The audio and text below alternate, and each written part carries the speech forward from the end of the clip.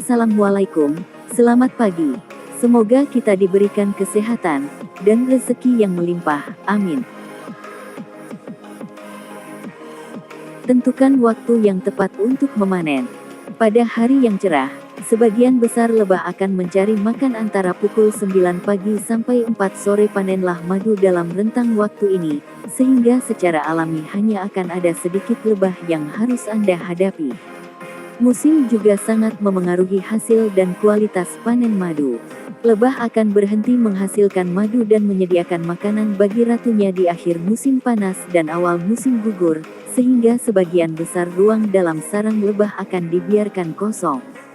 Dengan demikian, Anda sebaiknya memanen madu sebelumnya.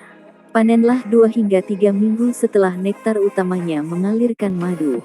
Anda pun bisa menentukannya sendiri dengan menimbang sarang lebah setiap malam selama pertengahan musim panas.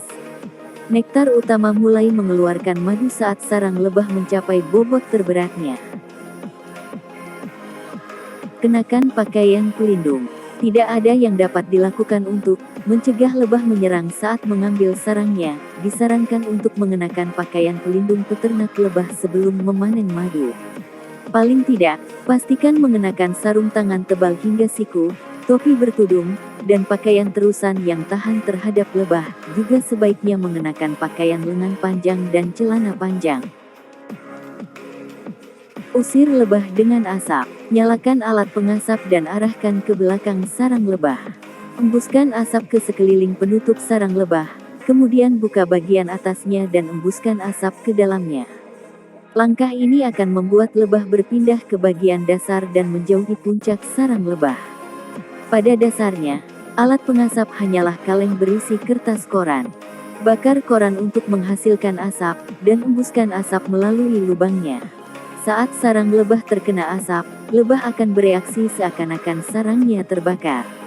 Lebah akan membasahi tubuhnya dengan madu dan menjadi lemah, sehingga berpindah ke dasar sarang dan tidak banyak melawan.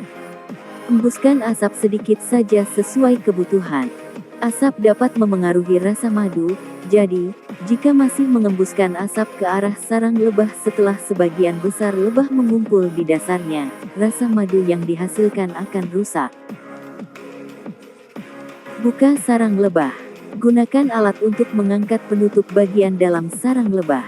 Alat ini mirip seperti linggis berukuran kecil. Selipkan di bawah penutup dan tekan agar penutup itu terangkat. Lebah melapisi ujung sarang lebahnya dengan bahan sejenis resin yang dikenal sebagai propolis. Lapisan ini cukup kuat, jadi tidak akan dapat mengangkat penutup bagian dalam tanpa menggunakan alat khusus.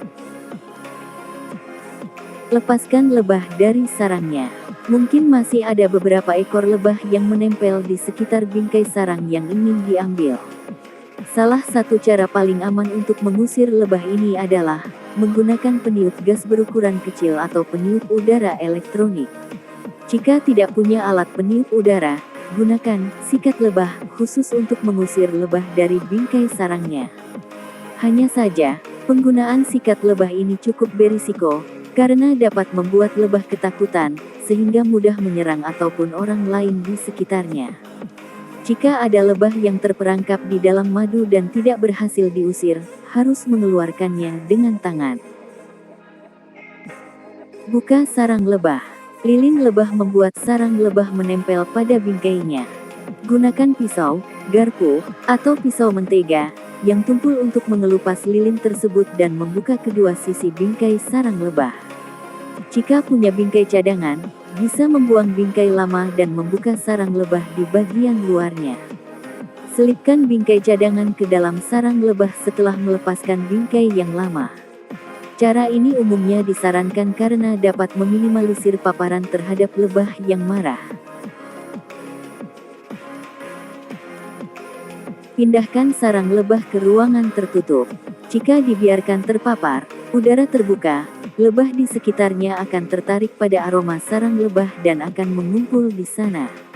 Lebah-lebah itu akan berusaha mengambil dan menikmati madu, akibatnya proses ekstraksi madu akan lebih sulit lakukan dan hasilnya akan lebih sedikit. Sebaiknya segera memproses sarang lebah setelah mengeluarkannya. Pada saat itu, Madu masih cukup cair, namun akan mulai mengeras jika dibiarkan. Jika madu mulai mengeras sebelum dapat memprosesnya, simpanlah dalam tempat yang hangat dan terkena sinar matahari untuk menghangatkannya sehingga madu akan kembali mencair.